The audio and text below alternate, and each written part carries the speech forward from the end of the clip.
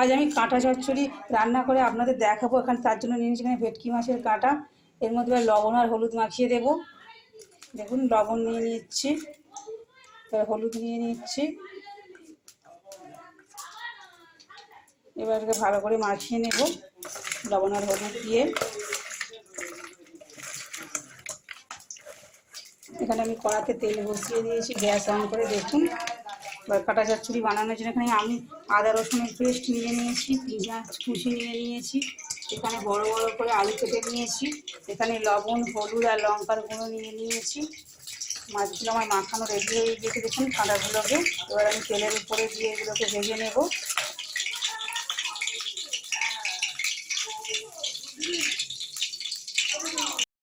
দেখুন কড়ার তেল গরম হয়ে গেছে। এবার একে একে মাছগুলোকে আমি দিয়ে দেবো, দিয়ে ভেজে নেব।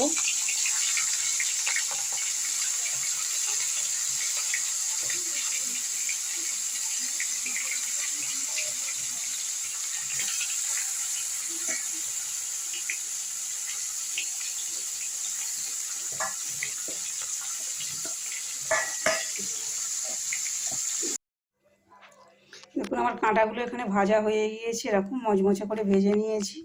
এবার এখানে আমি আলু কেটে নিয়েছি বড় বড় করে। আলুগুলো এবার কড়ার মধ্যে আমি দিয়ে ভেজে নেব।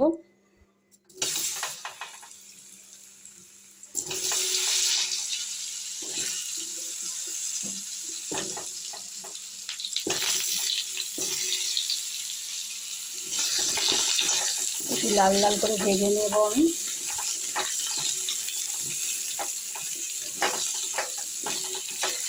আমি যেভাবে রান্নাটা দেখাচ্ছি আপনাদের স্টেপ বাই স্টেপ আপনারা এইভাবে করবেন।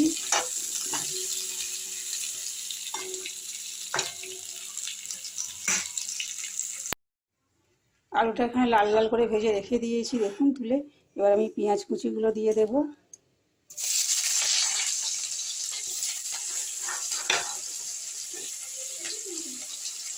পেঁয়াজ কুচিগুলো দিয়ে ভেজে নিয়ে আমি রসুনটা দিয়ে দেব। দেখুন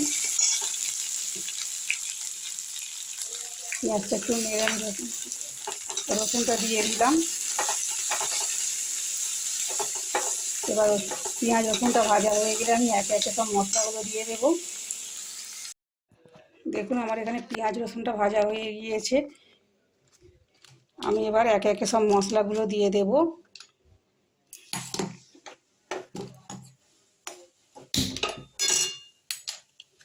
এখানে আমি রেড চিলি পাউডারটা দেবো আগে। রেড চিলি পাউডারটা দিয়ে দিলাম। টমেটোমের সসটা দেব। আপনারা এখানে মনে করলে টমেটো ব্যবহার করতে পারেন, আমি এখানে সস ব্যবহার করলাম। এবার লবণ হলুদ আর লঙ্কার গুঁড়ো দিয়ে দিলাম। আপনারা যে যেমন পরিমাণে করবেন সেই অনুযায়ী মশলাটা দেবেন।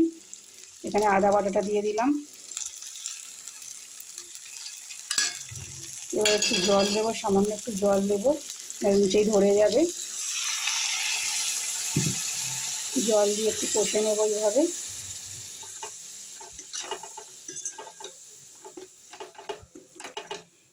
এবার ভেজে রাখা আলুটা আমি দিয়ে দেব।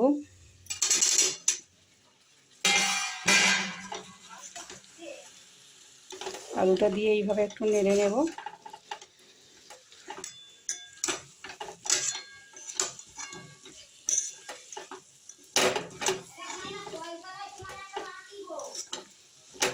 এবার আমি জলটা ঢেলে দেব।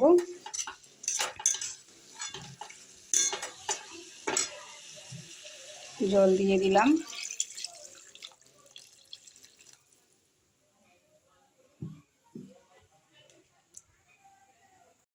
দেখুন তরকারিটা আমার ফুটে গিয়েছে, আলুগুলো সিদ্ধ হয়ে গিয়েছে।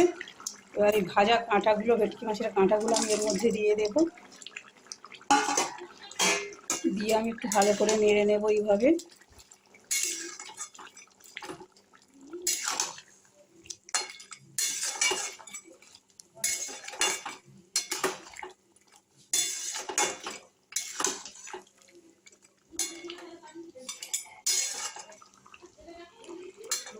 নেড়ে নিয়েছি।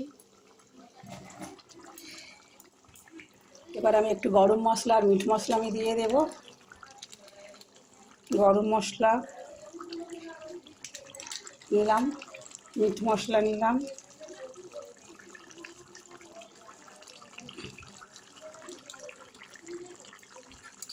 গরম মশলা মিট মশলা দিয়ে দিলাম, দিয়ে এইভাবে একটু নেড়ে নেব, নেড়ে নিয়ে আমি নামিয়ে নেব।